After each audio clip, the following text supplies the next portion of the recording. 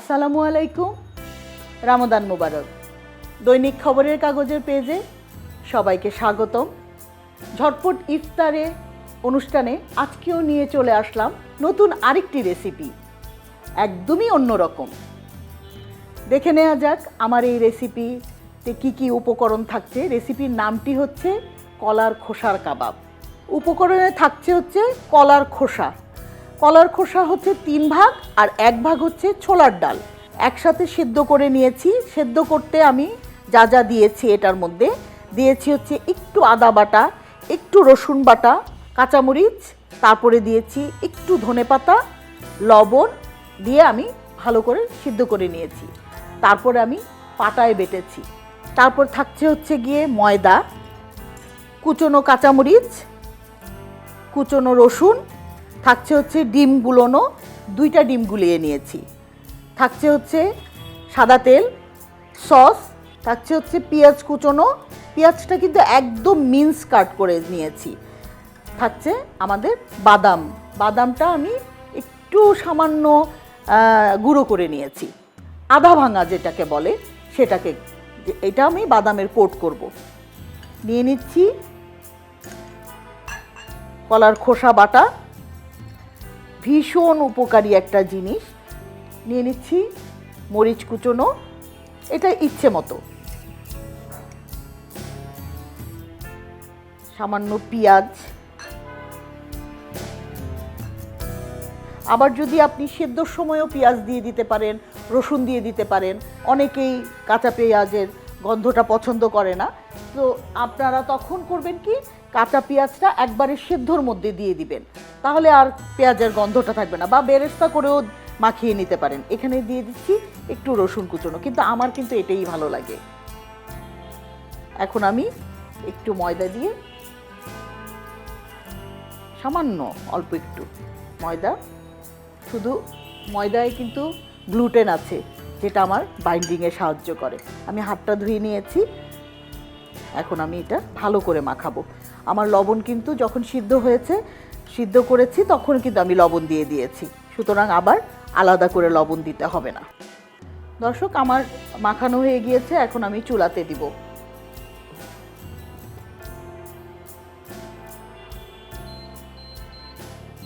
চুলাটা একটু কমিয়ে নিচ্ছি, ফ্রাই প্যানটা গরম হয়ে গিয়েছে। আমি এখন প্রথমে সাদা তেল দিয়ে নিচ্ছি, এটাও একদম অল্প তেলে ভাজা। ডিজাইনটা হচ্ছে গিয়ে প্রত্যেকের ইচ্ছে মতো।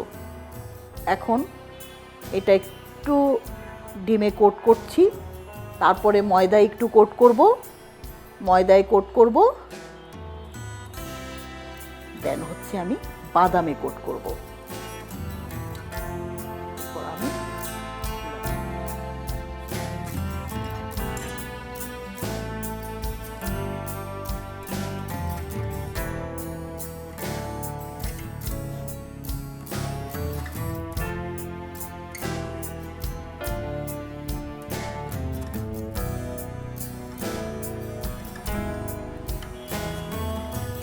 ময়দায় কোট করছি,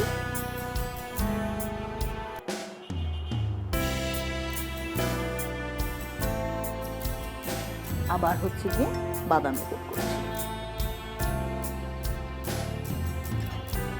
প্রত্যেকটা খাবার যখন নিজের মনের মাধুরী মিশবে তখন কিন্তু খাবারটা একেবারেই অন্যরকম হয়ে যায়।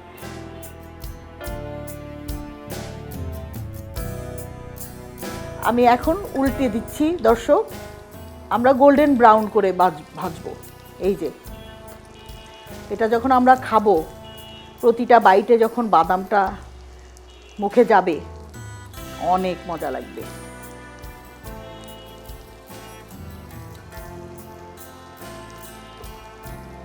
কলার খোসাতে প্রচুর পরিমাণে আয়রন আছে, ফাইবার আছে, তারপরে আছে কার্বোহাইড্রেট আছে হচ্ছে গিয়ে ক্যালসিয়াম, আর বাদামে তো জানিই আমরা ভিটামিন ই আছে, যেটা আমাদের স্কিনের জন্য অত্যন্ত পুষ্টিকর। ছোলাতে।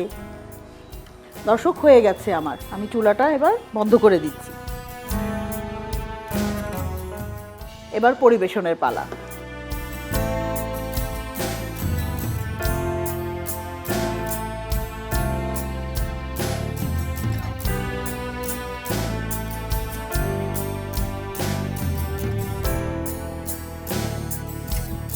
আমি একটু সসটা কলার খোসার যেহেতু গ্রিন, এই যে একটু গ্রিন সসের আভা নিয়ে আসছি।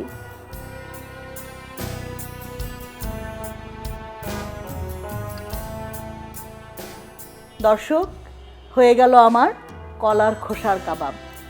অবশ্যই অবশ্যই আপনারা ইফতারের টেবিলে রাখবেন। আর যে খাবারটি দেখতে সুন্দর সেটি খেতেও অনেক মজা। ভালো থাকবেন, সুস্থ থাকবেন। আগামী পর্ব দেখার আমন্ত্রণ রইল। আল্লাহ হাফেজ।